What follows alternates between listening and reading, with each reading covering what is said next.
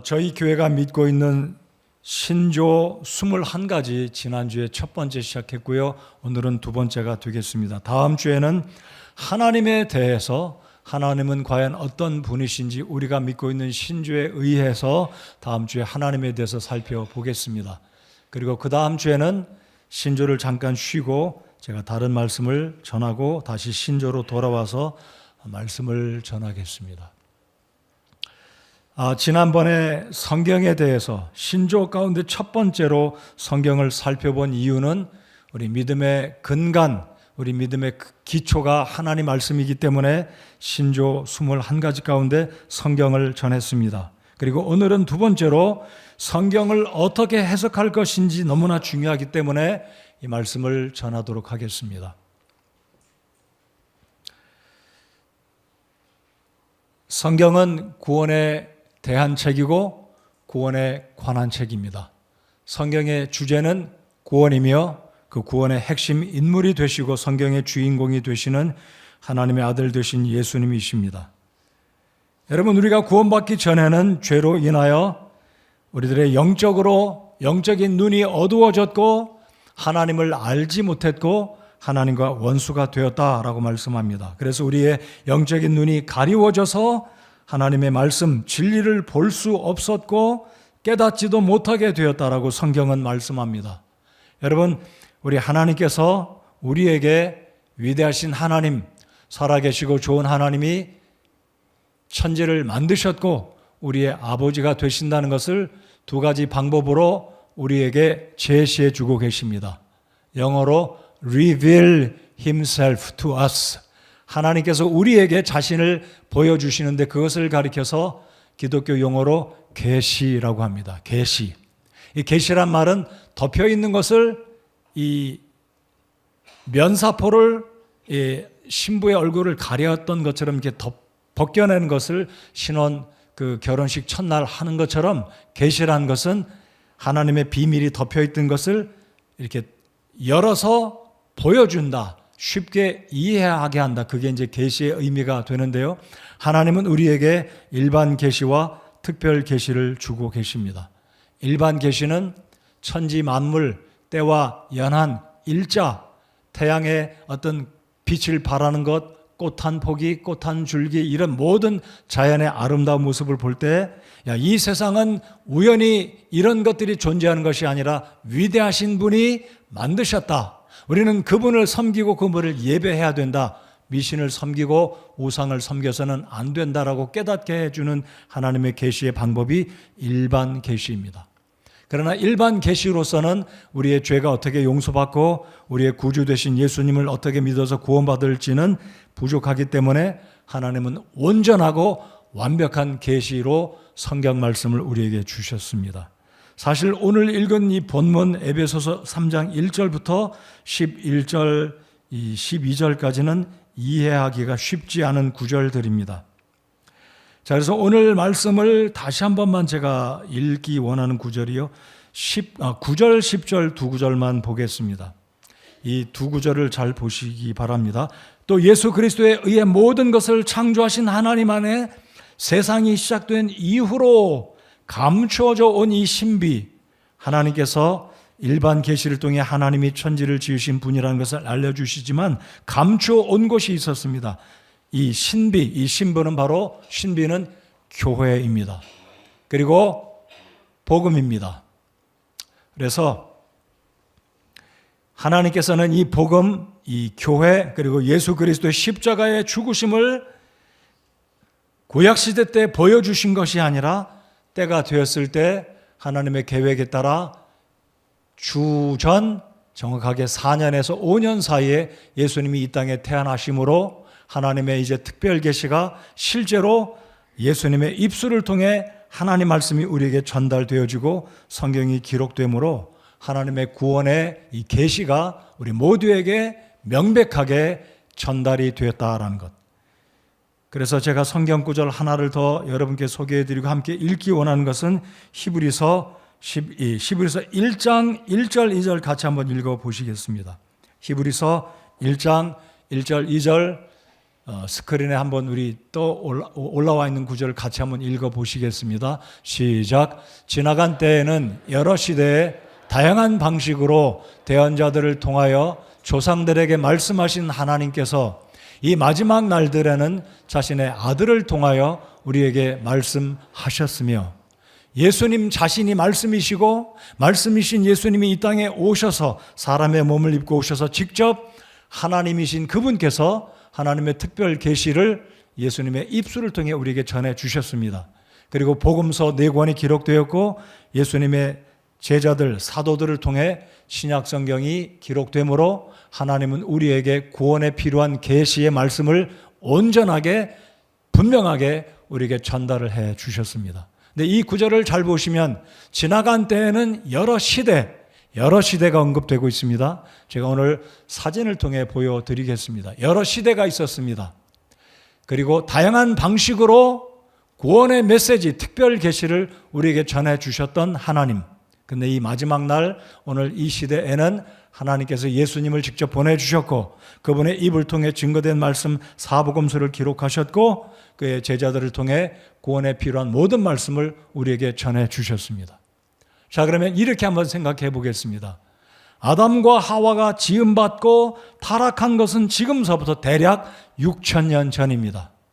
그렇다면 우리 하나님은 6,000년이 지나가는 지금서부터 주전 2,000년, 우리로부터는 주전 서기전 4년, 5년경에 예수님을 보내주실 것이 아니라 더 빨리, 5,000년 전에라도 더 빨리 보내주셨으면 조선시대나 고려시대나 그 이전에 지구상에 많은 사람들이 예수님을 믿고 구원받았을 텐데 왜 주전 4년, 5년경에 보내주셨고 왜 하나님은 성경을 주후 1세기 끝마칠 무렵에 비로소 완성을 해 주셨을까 궁금하게 생각하는 분이 계실 겁니다. 자, 근데 하나님은 오늘 에베소서 3장에 하나님의 목적이 있으셨다라고 10절에 말씀하십니다. 그리고 11절에도 보시면 그리스도 예수 우리 주 안에서 작정하신 영원한 목적에 따른 것이다.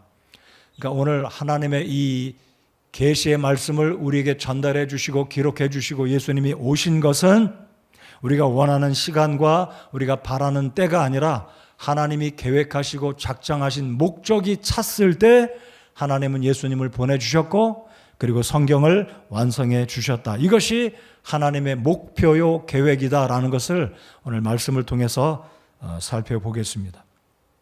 자, 성경은 다시 말씀드립니다. 핵심 메시지가 구원입니다. 그리고 성경의 주인공은 구원의 핵심이 되시는 우리 주 예수 그리스도이십니다. 그래서 성경에서 한 구절을 꼽는다면, 특별 계시의 한 구절을 꼽는다면 바로 요한복음 3장 16절입니다. 우리 같이 한번 읽어보시겠습니다. 너무나 유명한 구절이죠. 읽습니다. 시작. 하나님께서 세상을 이처럼 사랑하사 자신의 독생자를 주셨으니 이것은 누구든지 그를 믿는 자는 멸망하지 않고 영존하는 생명을 얻게 하려 하심이라. 아멘. 이 구절을 믿으십니까? 예수님은 저와 여러분을 구원하시기 위해서 하나님이 보내주셨습니다. 예수님이 말씀이시고 예수님이 전해주신 그 말씀, 예수님께서 이 말씀을 기록하게 하셔서 하나님의 특별 계시를 우리에게 전해주셨습니다. 자, 그렇다면 이 놀라운 축복된 하나님의 말씀을 하나님의 권위로 하나님의 말씀으로 믿고 받아들여야 되는데 이 성경을 믿는 것과 해석하는 것은 또 다른 일입니다. 해석을 잘못하면 아무리 보배와 같은 말씀도 우리에게 독이 될 수 있다라는 것입니다. 여러분, 한약도 잘못 먹으면 몸에 유익을 주는 게 아니라 해롭게 된다는 것 이해하시죠? 하나님의 말씀이 우리에게 유익하고 우리에게 구원을 주시는 진리의 말씀이지만 이 말씀을 자기 뜻대로 성령 하나님이 기록하신 이 말씀을 이단들이 푸는 것처럼 우리가 잘못 해석하면 하나님의 말씀에서 정도에서 벗어나서 우리의 영혼에 피해를 끼칠 수 있는 어려운 일을 만나게 된다는 것을 기억하시면서, 그렇기 때문에 성경 해석이 굉장히 중요하다. 이것을 우리가 믿는 21가지 신조의 두 번째 위치에 두었다는 것. 그리고 세 번째는 다음 주에 말씀을 전하겠지만 하나님에 관한 말씀을 증거하겠습니다. 자, 그래서 하나님은 우리에게 두 개의 계시를 주셨는데 일반적인 자연을 통해 일반 계시 그리고 특별한 구원을 받을 수 있도록 구체적으로 정확하게 하나님께서 성경 말씀을 우리에게 주셨다라는 것입니다. 그래서 오늘 이 성경 말씀을 어떻게 해석할 것인지 너무나 중요하기 때문에 성경 해석의 원리를 저희들이 살펴보겠고요. 그리고 신조 두 번째 앞부분에 있는 이 상반절을 잘 보시면 신조 두 번째 이런 글이 기록되어 있습니다. 우리는 성경에는 여러 시대가 나타나 있으며 라고 말합니다. 자, PPT를 제가 한 장 보여드리고 사진을 한 장 보여드리겠습니다. 자, 장로교회나 감리교회, 한국의 대부분의 기성교회들은 우리 근본주의 미국에 있는 보수주의 침례교회들과 우리 한국에 있는 성서 침례교회들이나 한국에 있는 독립 침례교회들이 믿는 것처럼 성경을 시대적으로 경륜적으로 나누어서 보지는 않습니다. 그래서 그분들은 우리를 성경을 잘못 풀고 있다라고 부정적으로 세대주의 또는 이 시대와 경륜으로 성경을 해석하는 우리들의 입장을, 우리들의 해석 방법을 잘못됐다, 그렇게 긍정적으로 보고 있지는 않습니다. 제가 설교 중간에 장로교회나 기존의 한국의 교회들과 우리 침례교회가 신학적인 두 측면에서 큰 차이가 있는 것이 엄청난 결과를 가지고 왔다는 것을 다음 사진에도 일단 제가 보여드리겠지만은요. 자, 우리 하나님은 성경에 이런 시대를 나누어 두셨습니다. 첫 번째는 자, 시간이라는 것과 경륜이라는 것이 있는데요. 자, 첫 번째 시간은 홍수 이전 시대입니다. 물론 천지 창조가 있기 전에 왼쪽에 보시면 알파 시대, 창조의 시대. 그러니까 우리 하나님께서 영원부터 영원까지 계시면서 천지 창조를 만드셨던 어떤 한 순간부터 세계 역사가 시작되었는데 그 첫 번째가 무죄 경륜입니다. 그리고 두 번째는 양심 경륜. 그리고 세 번째가 노아의 홍수를 지나서 무슨 경륜입니까? 정부 경륜. 그러니까 민간 정부, 세상의 나라들과 민족들이 생기면서 정부 경륜이 시작되는 시대가 있었다라고 말하고요. 그리고 네 번째는 약속의 경륜. 구약의 피의 제사, 동물의 제사를 드리면서 죄들을 용서받는 이런 시대도 있었는데요. 그리고 율법의 경륜. 그리고 오늘 이 시대는 무슨 경륜이라고 말합니까? 네, 은혜의 경륜입니다. 은혜의 경륜. 지금 우리가 살고 있는 이 시대는 은혜의 경륜 또는 교회 시대, 성령 시대다라고 이야기합니다. 그리고 여덟 번째까지 쭉 가서 천년왕국 시대, 그리고 새하늘과 새 땅이 오는 시대가 여기에 있게 됩니다. 자, 그래서 이 여덟 개의 경륜과 세 개의 시대가 있는데 쉽게 말씀드리면 시대와 경륜을 그냥 하나로 이해하셔도 되겠습니다. 영어로 표현을 하면 굳이 영어로 표현을 드리는 이유는 조금 더 이해를 좀 깊게 하시기 위해서 자, 시대들을 복수로 붙여서 ages 그렇게 표현을 하고요. 경륜은 dispensation이라고도 하는데요. 이것을 우리말로 세대다라고 옮기는데 영어 단어에 보면 세대라는 단어를 generation이라고도 하는데요. 신학적인 측면의 영어 단어는 이게 dispensation이라고 하는데 미국의 근본주의 침례 교도들은 우리들을 가리켜 세대주의자들이다라고 이야기합니다. 그리고 미국에 있는 장로교회에서는 언약주의다라고 믿고 있는데 이 부분을 더 깊이 들어가지는 않겠습니다. 단지 우리는 성경을 문자 그대로 해석하기 때문에 성경을 읽다 보니까 이런 시대가 있구나, 이런 경륜이 있구나. 오늘 에베소서 3장 1절에서 11절까지 발견할 수 있는 경륜, 하나님의 시대, 히브리서 1장의 다른 시대들은 이라고 하나님께서 말씀을 통해 언급하셨기 때문에 문자적으로 이 구절을 해석하는 이 침례교회 교도들과 설교자들, 이 목회자들은 성경을 시대적으로 경륜적으로 구분합니다. 그래서 쉽게 말씀드리면 세대와 시대를 그냥 하나로 묶어서 시대가 있다 이렇게 믿으시면 되겠습니다. 이것을 세대주의다, 경륜이다, 시대다 이렇게 복잡하게 안 나누셔도 괜찮습니다. 자, 이 도표는 미국의 침례 교도인 클러렌스 라킨이라는 분이 만드셨는데 이분은요, 신학교의 간부는 아닙니다. 이분은 평성도인데 성령 하나님께서 굉장한 지혜와 믿음을 주셨다라고 제가 믿습니다. 그래서 놀랍게 도표를 만들었는데 이분은 본래가 기계 설계사였습니다. 공학 측면에 공부한 분인데 탁월하게 성경을 잘 보고 그림으로 도형으로 시대를 이렇게 설명한 분이십니다. 제가 잠시 후에 또 하나의 그림을 보여드리겠습니다만은요, 굉장히 탁월하게 성경을 문자적으로 문법적으로 해석했기 때문에 정확하게 성경을 풀어서 우리에게 하나님의 구원의 신비, 이 교회, 이 복음을 구약시대 때는 감추어져 있었지만 히브리서 1장에 언급된 것처럼 이 말세가 되었을 때 오늘 이 시대에 하나님은 우리에게 명백하게 특별 계시를 풀어서 구원받도록 인도하신다라는 것입니다. 자, 이 세 가지의 시대, 홍수 이전의 시대, 현 시대, 시대들의 시대 세 가지가 있는데요. 이것은 그냥 이렇게 지나가겠고요. 8가지 경륜 가운데 몇 가지만 제가 말씀을 드려보겠습니다. 첫 번째 경륜은 무죄 시대, 무죄 경륜입니다.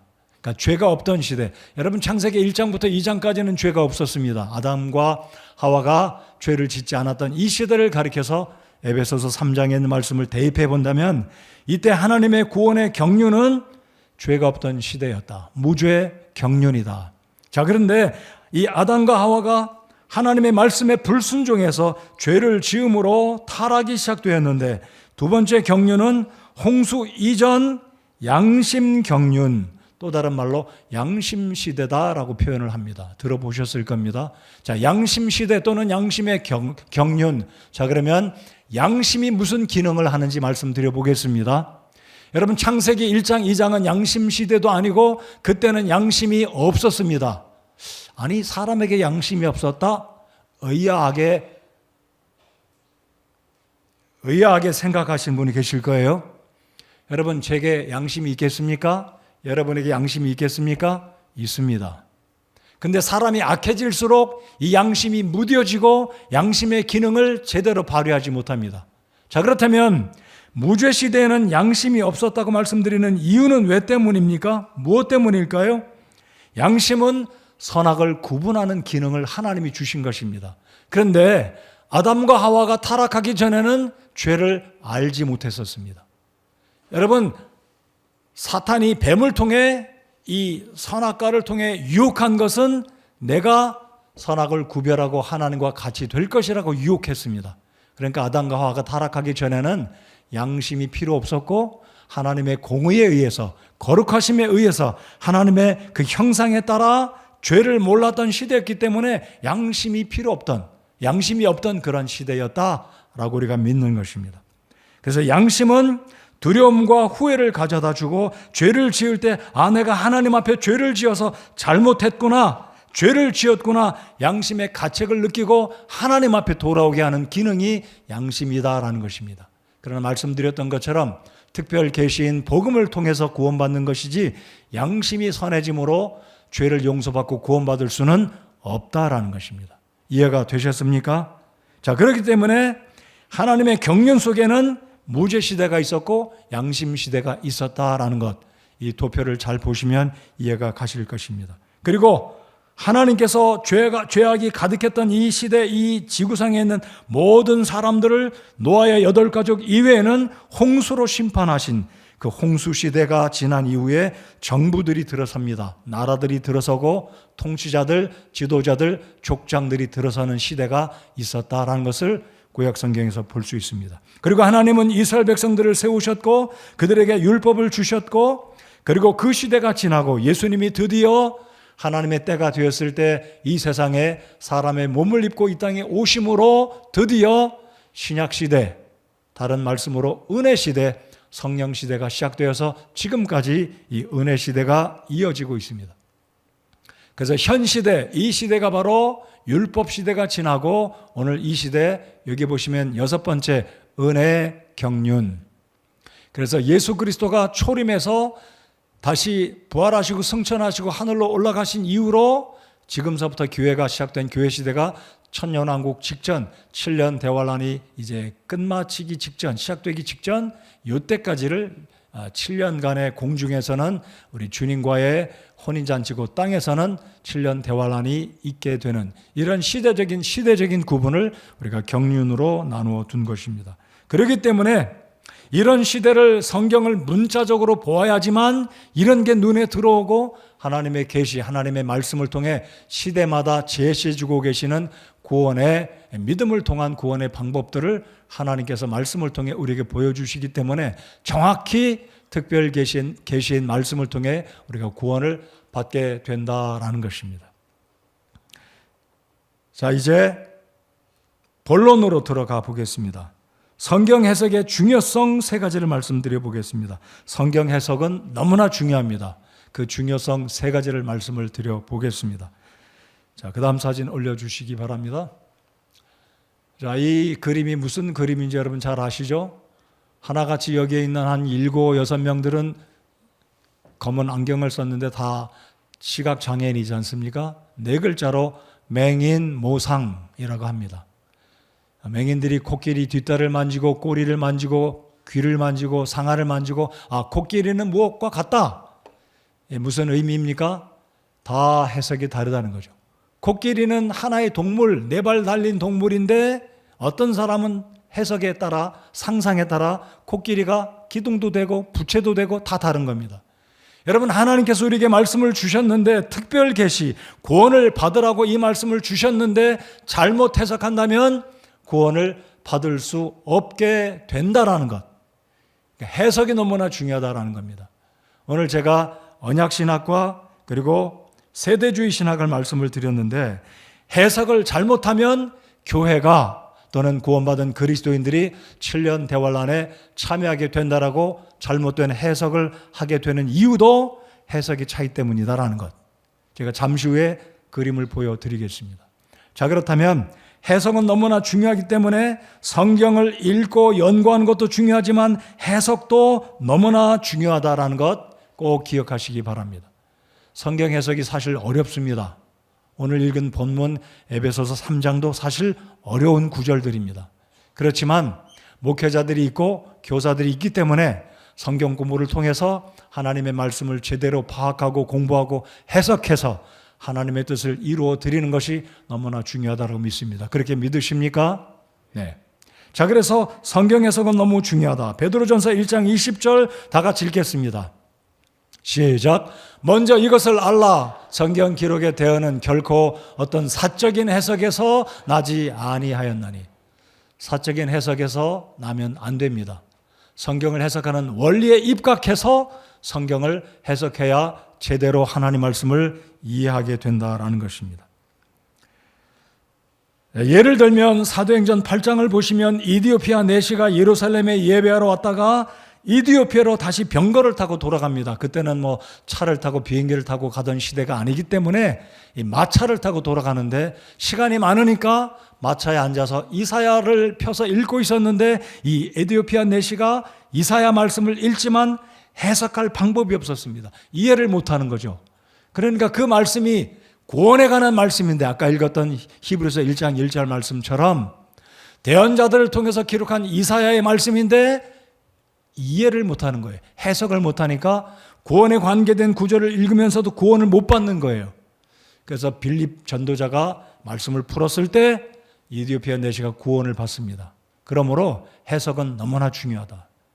이해를 못하면 구원받는 구절인데도 구원을 받을 수 없다는 사실입니다. 또 하나 예를 들어 볼까요? 마태복음 13장에 보시면 씨 뿌리는 비유가 나오는데 길가에 떨어진 씨앗은 새들이 와서 먹어버림으로 싹을 내지 못하고 열매를 맺지 못했다라는 비유가 나옵니다.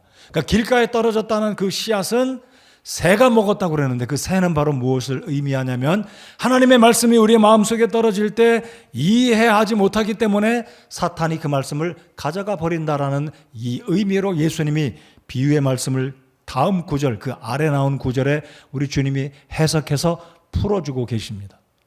그러니까 길가에 떨어진 씨앗은 우리의 마음밭에 떨어진 말씀을 우리들이 이해하지 못하면 마치 길가에 딱딱한 땅에 떨어졌을 때 새들이 와서 그 진리의 말씀을 먹어서 가져가 버린 것처럼 우리에게 아무런 도움이 되지 못한다라는 것을 우리 주님께서 마태복음 13장의 비유를 통해 보여주신다라는 겁니다. 그러므로 비유, 이것을 해석하기 위해서 정확하게 말씀을 해석하고 이해할 때 우리에게 복이 되고 구원을 받게 된다라는 것입니다.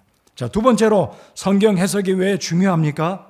성경 해석은, 올바른 해석은 하나님의 말씀의 권위를 더욱 높여줍니다. 하나님 말씀이 진리다라는 것을 우리에게 알려준다라는 것입니다. 그래서 이 말씀을 잘 해석할 때, 하나님의 말씀을 이해하고 살아갈 때 우리의 삶 속에 실제로 적용하는 축복의 말씀이 될 수 있다라는 것입니다. 자, 실제적인 사례를 제가 두 가지로 흠정역 성경과 개역 성경을 비교해서 말씀을 한번 우리 읽어보도록 하겠습니다. 자, 먼저 흠정역 성경 베드로전서 2장 2절을 다 같이 읽어보겠습니다. 그냥 직접 읽겠습니다. 시작. 새로 태어난 아이들로서 말씀의 순수한 저절 사모하라. 이것은 너희가 그 저절로 말미암아 성장하게 하려 함이라. 자, 이 노란 글자를 잘 보십시오. 이것은, 하나님 말씀은 순수한 저주로 비유적으로 표현했습니다. 말씀이 우리의 영적인 저지다. 근데 이것은 너희가 그 저주로 말미암아 성장하게 한다라고 말씀을 하고 있습니다. 제대로 번역된 겁니다. 근데 개역 성경은 이렇게 번역했어요. 이 번역이 우리로 하여금 굉장히, 우리 침례 교도들은 흠정역 쓰기 때문에 이 구절이 잘못 번역됐다는 것을 알고 있기 때문에 괜찮지만, 아마 성경을 처음 접할 때 이 구절을 읽는 분들은 이렇게 착각할 수 있다는 거예요. 아, 성경을 읽으면 점점 깨달아가면서 구원에 이르러서 자라가는구나. 그러니까 구원이라는 것은 자라는 거구나. 여러분, 구원은 자라는 게 아닙니다. 말씀을 읽을 때 못 깨달을 수도 있지만, 말씀을 읽을 때 어떤 사람은 10%를 이해할 수 있고, 어떤 사람은 90%, 어떤 사람은 100%를 이해할 수 있지만, 구원이라는 것은 절대로 자라가는 것이 아닙니다. 단번에 받는 것이 성경적인 구원이기 때문입니다. 믿으십니까? 오늘은 90% 받고, 어제는 70%, 10년 전에는 10%, 아, 나는 아직도 10%가 부족하니까 성경 열심히 읽고, 이거 아닙니다. 그런데 이 구절은 잘못 번역해 두었기 때문에 읽는 독자들로 하여금 헷갈리게 만들었어요. 이는, 하나님 말씀은 읽는 사람들로 말미암아 너희로 구원에 이르도록 자라게. 이 구원은 그러니까 자라는 거구나. 헷갈린다는 거죠. 그러니까 장로교회 성도들은 개역 성경 읽을 때 이 구절 때문에 구원 받았습니까? 물으면 내가 어찌 감히 구원 받았다고 이야기합니까? 당신 교만합니다 라고 말하는 이유가 이런 구절 때문이다라는 겁니다.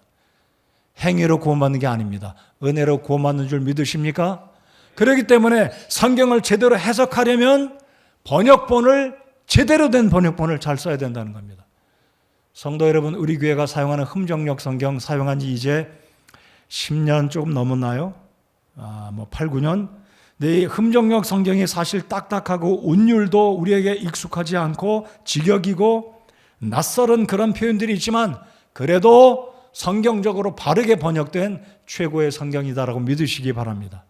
지난주일 오후에 원료회 그룹에서 지난주 이제 신조에 대해서 말씀을 저희들이 배웠는데, 교제하는 시간에 성경 번역본에 대해서 어떤 친교에서는 굉장히 디베이트, 열렬하게 뜨겁게 논쟁을 하셨다고 그랬는데, 아무튼 앞으로 우리가 친교에서 번역을 하고 있는데요, 그 번역본 성경이 잘 될 수 있도록, 잘 만들어질 수 있도록 기도해 주시기 바랍니다. 좋은 성경이 될 거라고 저는 믿고 확신합니다. 자, 아무튼 성경 해석 굉장히 중요하기 때문에 성경 해석에 올바르게 해석을 할 때 우리에게 복이 된다라는 것.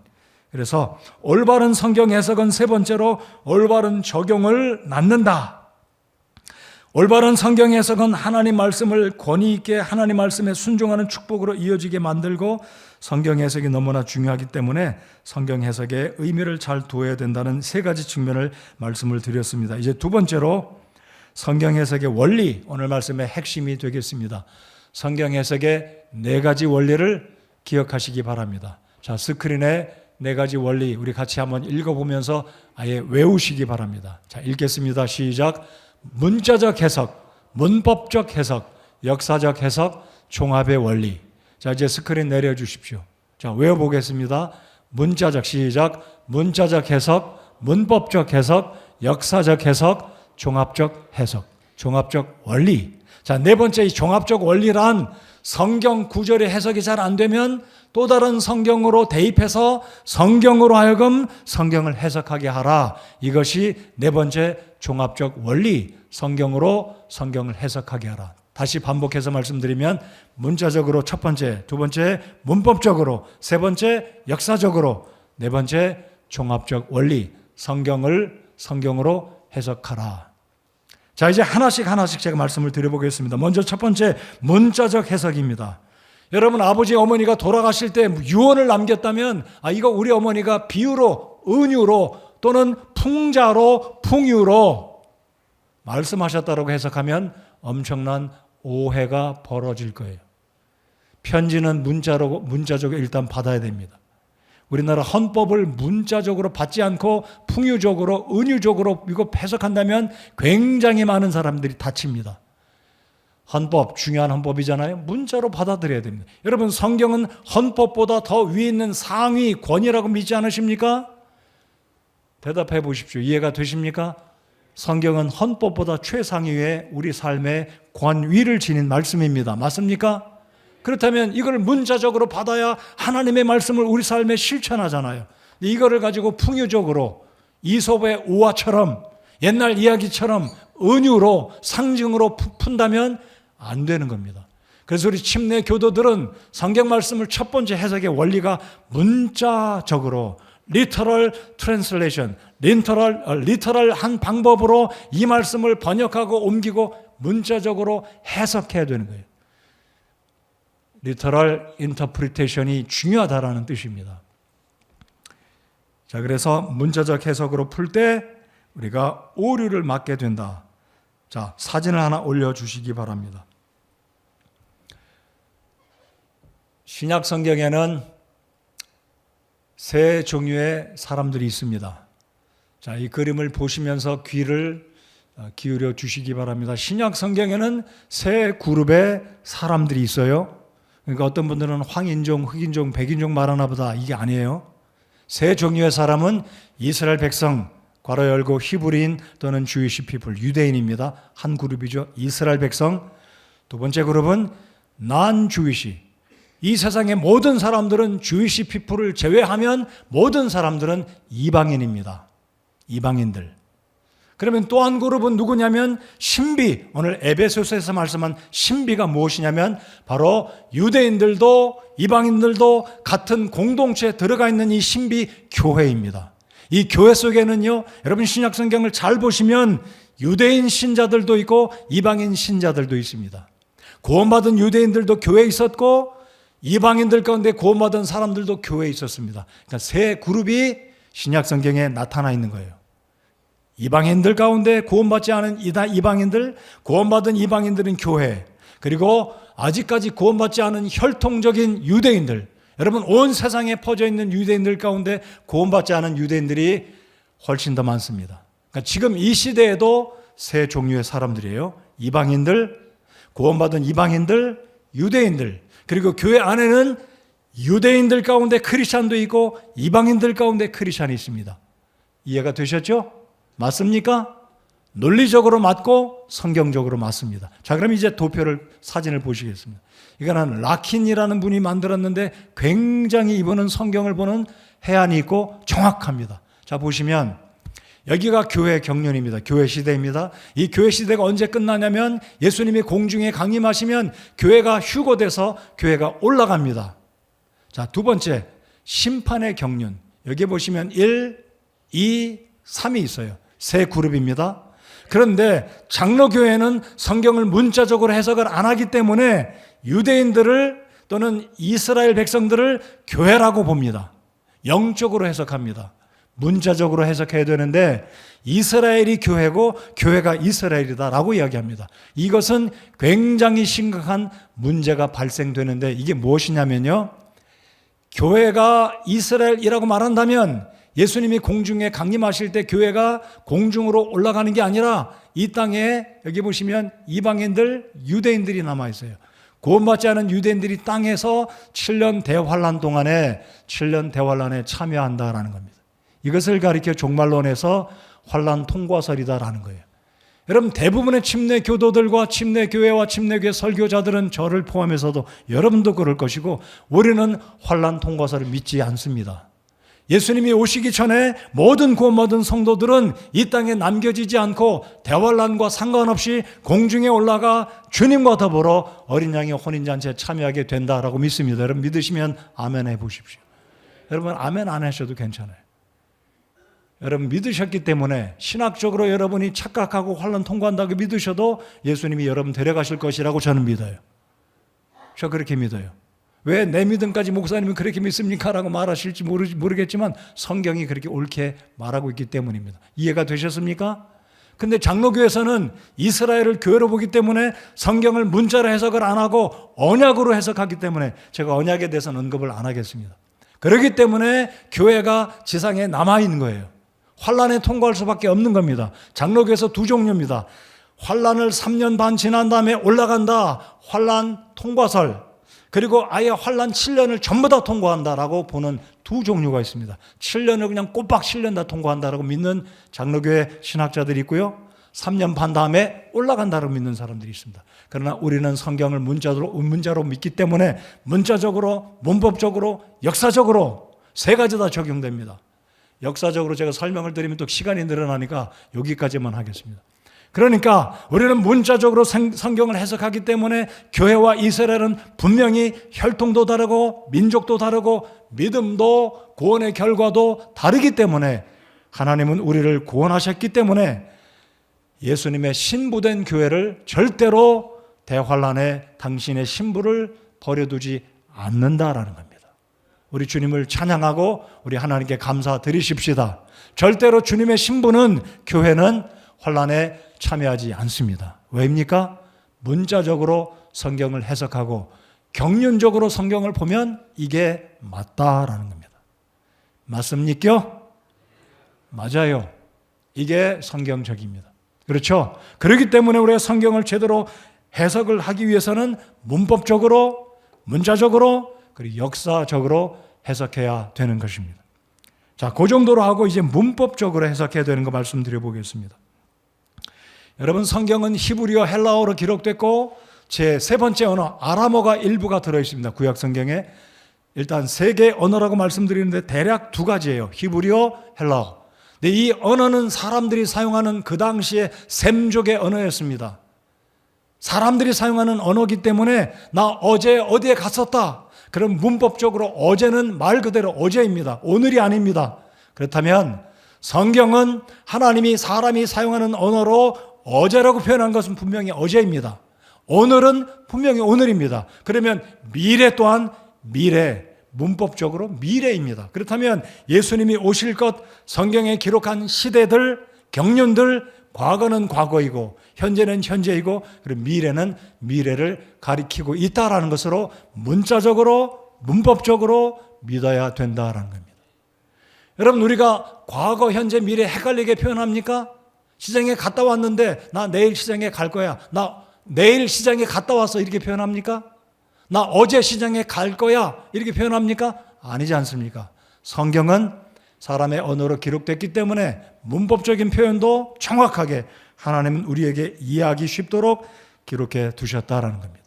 예를 들어서 말씀드리면 지금 한국의 이단 가운데 하나인 신천지 14만 4천 들어보셨죠? 이 사람들은 대구, 부산, 서울, 경기도 12지파를 다 뒀어요. 근데 이거는 한국 사람들 가리키는 지파가 아닙니다. 이스라엘 민족들 12지파를 가리키는 그것을 말하고 12지파 가운데서 12,000명을 선별해서 우리 하나님께서 그들에게 성령의 인을 쳐서 예수님이 공중 강림할 그때에 땅에 있는 유대인들에게 복음을 전해서 하나님은 당신의 백성들을 구원하시려고 12지파에서 12,000명을 뽑아서 교회가 공중에 있는 동안 땅 아래에 있는 구원받지 아니한 유대인들에게 12지파에서 12지파에서 12,000명씩 뽑은 정예의 복음 전하는 사람들 12 곱하기 12,000 하면 14만 4천이 되는 겁니다. 이것을 문자적으로, 역사적으로, 문법적으로 엉뚱하게 해석을 하니까 이만희는 신천지를 소개하려고 사람들을 왜곡시키고 미혹시켜서 신천지에 와야지만 12지파에 들어가고 12지파에 들어와서 14만 4천이 돼야지만 천국 간다라고 사람들을 우롱하는 겁니다. 근데 14만 4천이 넘었어요. 지금 신천지 20만 넘습니다. 그러니까 또 말을 바꿔요. 여기에도 알곡과 가라지가 있다. 말을 바꾸는 거예요. 지멋대로, 자기들 멋대로 아전인수식으로 성경을 억지로 푸는 거예요. 하나님께서 심판하실 겁니다. 자, 문제는 우리는 속이는 자들이 있을지라도 속지 말아야 됩니다. 그래서 성경을 읽으실 때, 해석할 때 어떻게 해석하신다고요? 첫 번째, 두 번째, 세 번째. 네, 이제 역사적으로 가겠습니다. 세 번째.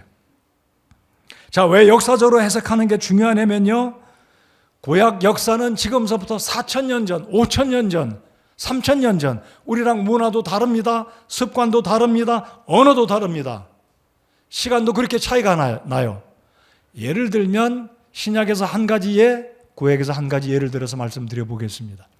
여러분, 제가 지난번도 말씀드렸고 몇 차례 이미 말씀드렸지만 유대인들은, 이 히브리인들은 신명기에 있는 말씀에 의하면 형제들이 둘 셋이 있는데 맏형이 자식을 못 낳고 죽어버리면 그 형수를 통해서 동생들, 결혼 안 한 동생이 형수님을 취해서 형님 집안의 대를 이어주는 법을 하나님이 유대인들에겐 제정하셨습니다. 그런데 이것을 역사적으로 해석하지 않고 오늘 한국 문화에 적용한다면 우리는 굉장히 사람들에게 지탄받아요. 결혼 안 한 동생이 형님이 자식을 낳지 못하고 죽었다고 해서 형수를 자기 아내로 맞이해서 자식을 낳으면 그 집안을 사람들이 뭐라고 하겠습니까? 제가 그런다면 뭐라고 하겠습니까? 저 집안은 상놈 집안이다. 콩가루 집안이다. 저 집안은 상종도 못할 사람이다. 아니, 어떻게 동생이 형수를, 이런 말 할 거 아니에요. 그런데 구약 성경에는 이런 구절들이 있어요. 여러분, 이 구절들은 이스라엘 백성에게 해당하는, 이것은 영적인 의미가 들어있기 때문입니다. 그래서 문법적으로 해석해도 잘 안 되고 문법적으로 해석이 안 되면 역사적으로 풀어야 되는데, 이런 예들은 역사적으로 이스라엘 백성들은 과거에 어떤 풍습이 있었는지 그렇게 대입해서 풀면 성경이 우리에게 적용할 때 문제가 되지 않는다라는 겁니다. 그러니까 이 계대 결혼은 유대인들, 이스라엘 백성들에게 주시는 율법서에 있는 신명기서에 들어있는 율법이기 때문에 이방인인 우리들은, 교회 다니는 우리들은 율법서와 직접적인 관련이 없기 때문에 이 말씀들을 우리에게 직접 적용한다면 문제가 생기기 때문에 이것은 이런 거구나, 이것은 이스라엘 백성들에게 한때 주신 말씀이구나, 이렇게 해석하고 우리 나름대로 지혜롭게 적용하면 된다라는 겁니다. 자, 그러면 신약에서 또 한 가지 사례를 들어서 말씀드려 보겠습니다. 누가복음 22장 48절에 우리 주님께서 유다에게 이런 말씀을 하십니다. 예수님께서 그에게 이르시되 유다야, 내가 입맞춤으로 사람의 아들을 배반하느냐 하시니, 이것은 구약 성경에 예언된 말씀입니다. 유다도 예수님을 어떻게 배반할지 아마 본인은 잘 알았는지 몰랐는지 모르겠지만 구약 성경에 이 말씀이 예언이 됐어요. 예수님의 제자 가운데 하나가 예수님을 은 30냥에 팔 것이다. 그리고 예수님의 뺨에 입을 맞출 거다. 이 예언이 됐는데 말 그대로 가룟 유다가 예수님께 뺨을 맞추고 제사장들에게 약속하기를 어두컴컴한 밤에 내가 뺨을 맞추는 그 사람이 바로 우리의 주님이니 그를 붙들으시오. 이게 약속이 된 거예요. 그래서 구약의 예언에 따라 가룟 유다가 예수님의 뺨에다가 입을 맞춥니다. 근데 이 말씀을 우리에게 적용해 본다면, 제가 우리 교회 집사님께 찾아가서 뜬금없이 뺨을 맞춘다면 어떻게 되겠어요? 있을 법한 일이 아니죠. 동성애자라고 이야기할 겁니다. 뺨을 맞추는 분 얼마나 당황하겠습니까? 여자가 여자에게, 남자가 남자에게 뺨을 맞추면 안 되잖아요. 이것은 고대 근동의 풍습입니다. 이것은 유대인들의 풍습이기 때문에 역사적으로 이런 구절들은 해석하고 적절하게 우리가 적용하지 말아야 될 것은 이런 말씀이 있구나, 이런 상황이 있었구나라고 거기까지만 말씀을 읽고 해석하고 적용에는 실제로 적용하지 않으면 됩니다. 이런 구절은 적용하지 않아도 하나님을 기쁘시게 하는 그 문제, 상받는 문제, 구원받는 문제 상관이 없습니다. 그래서 성경을 해석할 때 너무나 중요하기 때문에 첫 번째 어떻게 해석한다고요? 다 같이 외쳐주시면 고맙겠습니다. 문자적으로. 둘째, 문법적으로. 셋째, 역사적으로. 자, 이제 네 번째 마지막입니다. 자, 어떤 구절은 문자적으로도 풀려고 해도 안 풀려요. 그런 구절이 있습니다. 그리고 어떤 구절은 문법적으로 대입해도 이게 과거, 현재, 대명사, 여성명사 풀어도 잘 안 되는 게 있어요. 그리고 역사적으로 대입해도 해결이 안 되는 구절이 있습니다. 그러면 이 구절은 억지로 한 구절을 따로 떼어내서 해석하면 위험합니다. 이 구절은 신구약 성경 전체에 대입해서 이 구절은 성경 전체의 의미로 보았을 때 이 구절은 이런 뜻이다 라고 성경을 풀게 하면 해석에 큰 문제가 없다라는 것. 그래서 억지로 한 구절을 따로 끄집어내서 분리해서 해결하면 문제가 발생합니다. 문자적으로, 문법적으로, 역사적으로, 그리고 성경적으로 적용하면 문제가 풀린다. 종합의 원리. 그래서 사진 하나 또 올려주십시오. 우리 같이 한번 읽어보겠습니다. 빨리 좀 올려주세요. 다시 뒤로 아니요. 그 뒤에 있어요. 앞으로 우리 사역자들 전달 좀 잘해주세요. 1부 때는 잘 올리다가 방송실에 있는 분이 바뀌면 이게 막 헷갈리는데 그 다음 저기 파워포인트 또 하나 있습니다. 올려주세요. 밑으로 쭉 내려가 보시면 있어요. 그냥 따라서 해주세요. 그 다음 사진. 네. 우리 방송실에 일한 분 박수 한번 쳐줍시다. 네, 자, 읽겠습니다. 이경해경. 이게 무슨 뜻이냐면요. 이자 성경으로서 성경을 해석한다. 중국의 목사님들은 이 말을 씁니다. 성경으로 성경을 해석한다. 이 말은 잘 안 쓰는 말이에요.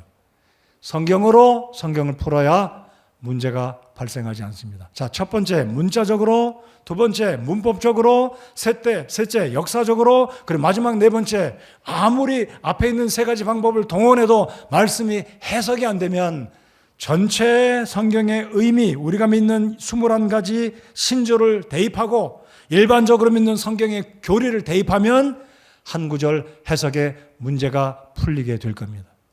독자적으로 엉뚱하게 해석하면 문제가 발생합니다. 그게 바로 이단이에요. 자, 오늘은 우리 침례교 신조 21가지 가운데 두 번째 성경 해석을 살펴보았고 그 앞부분에 성경에는 하나님께서 다른 경륜과 다른 시대 에베소서 3장에 말씀하시기를 하나님께서 이 말세의 이 때에는 교회라는 이 복음을 통해 교회를 세워주심으로 신비한 교회를 통해서 하나님이 우리에게 구원을 알려주신다. 굉장히 중요한 겁니다. 그래서 장로교회 일반 한국의 교회들은 언약주의로 언약적인 측면에서 성경을 해석하기 때문에 성경 해석에 어려운 문제가 야기되고 있다는 것. 그러나 우리는 성경을 해석할 때 첫 번째 문자 그대로 성경을 해석하고 그래도 안 되면 문법적으로 해석하고 그래도 안 되면 역사적으로 그래도 안 되면 성경 전체에 대입해서 이 구절이 무슨 의미인가 이 문맥의 주제가 성경 전체와 비교해 봤을 때 무리하게 무난하게 무리하지 않고 해석할 수 있는 방법은 성경 전체 종합적으로 대입하면 성경이 풀어진다라는 것입니다. 결론입니다. 오늘 살펴본 두 번째 신조가 강조하는 바는 성경에는 분명히 우리 하나님께서 시대를 구분해 두셨다. 여러분 번갯불에 콩을 못 구워 먹듯이 우리 하나님의 구원의 계획은 창세기 3장에 아담과 하와가 타락했을 때 곧바로 예수님을 짠 하고 보내주실 수 있었지만 하나님은 그게 하나님의 뜻이 아니었습니다. 세월이 흐르고 선지자들을 통해 예언을 보여주셨고 하나님은 그 예언을 성취하시는 신실하신 분이라는 거 보여주셨고 이스라엘을 통해서 하나님의 백성이 어떤 백성이고 그들이 실패했을 때 하나님이 어떻게 징계하셨고 하나님께서 이방인들 가운데 구원받고 하나님의 교회를 세워주셨고 이 교회에 들어온 믿음의 백성들을 통해 하나님이 세계 역사를 이루시고 선교를 통해서 하나님이 영광 받으시고 지금도 이 놀라운 일을 이루신다는 것은 바로 이게 하나님의 플랜, 하나님의 경륜, 하나님의 시대다라는 것을 우리 침례교회 성도들은 문자적으로 성경을 보면 이게 다 보이는 겁니다. 오늘 말씀 끝맺겠습니다. 우리 하나님께서 귀한 교회 주신 것 감사드리고 성경을 정확하게 이해하고 풀어서 하나님의 뜻을 이루어 드릴 수 있는 바른 믿음의 선조들 주신 것 감사하십시다. 그리고 교만하지 말고 순수한 믿음을 가지고 전도하고 교회 사랑하고 하나님 사랑하고 복음을 전하는 저와 여러분 모두가 되시기 바랍니다. 우리 다 같이 찬송가 자리에서 일어나서 찬송 한 곡 부른 후에